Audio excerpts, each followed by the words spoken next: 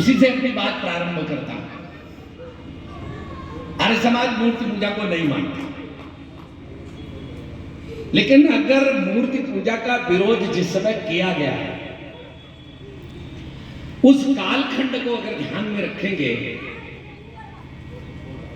और उन कारणों को अगर आप ठीक प्रकार से विवेचन करेंगे, तो लकीर के फकीर की स्थिति समाप्त हो जाएगी। आर्य समाज ने निश्चित रूप से विरोध किया, और जैसा संरक्षक जी ने कहा संसार में, उनकी बात में भी दम है। मैं दोनों की बात रखता हूं।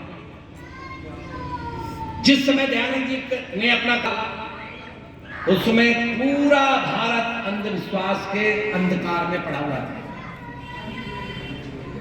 ऐसा अंधकार, आप याद करिए, मुट्ठी भर विदेशी आक्रांता खच्चरों और गधों पर चढ़कर आए, घोड़े भी नहीं थे,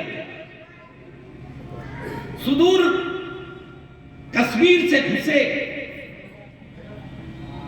और सोमनाथ मंदिर तक चले गए, और सोमनाथ मंदिर को तोड़कर वहां का सारी संपत्ति लूटकर यहां से वापस चले गए। सारे हिंदुस्तान के रास्ते में लोग केवल पत्थर लेके अगर खड़े हो जाते तो एक भी व्यक्ति वापस नहीं जा सकता था। लेकिन दिमाग में क्या रहा, जैसा दयानंद जी के दिमाग में आया कि रात में वो पूजा के बाद, व्रत के बाद रात में वो बैठे हुए थे और चूहा शंकर जी कूद कूद करके प्रसाद खा रहा था, तो उनके दिमाग में आया कि जब ये अपनी रक्षा नहीं कर सकते तो हमारी रक्षा क्या करेंगे।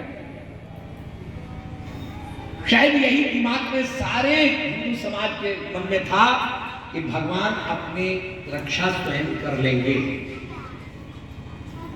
वहां तो ऐसी स्थिति थी कि भगवान की जो मूर्ति थी वो बीच में हवा में लटकी हुई थी।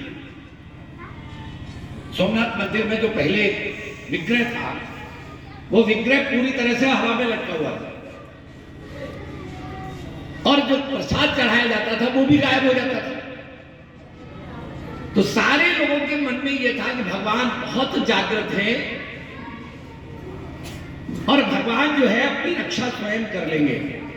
आपको आश्चर्य होगा कि उस समय उस मंदिर के अंदर हजारों की संख्या में पंडित थे, मुष्टंडे भी थे, केवल पंडित ही नहीं थे, मुष्टंडे भी थे।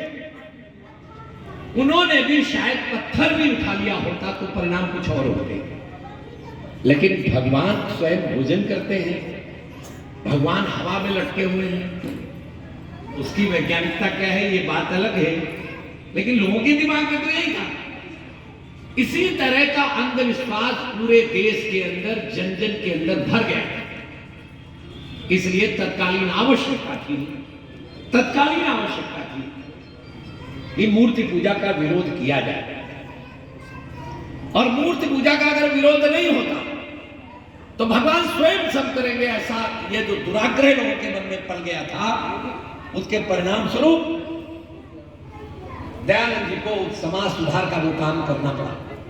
लेकिन एक बात मैं आपको बताता हूं, मैं बिल्कुल इस बात से सहमत हूं कि मूर्ति पूजा को यहां तक नहीं मानना चाहिए।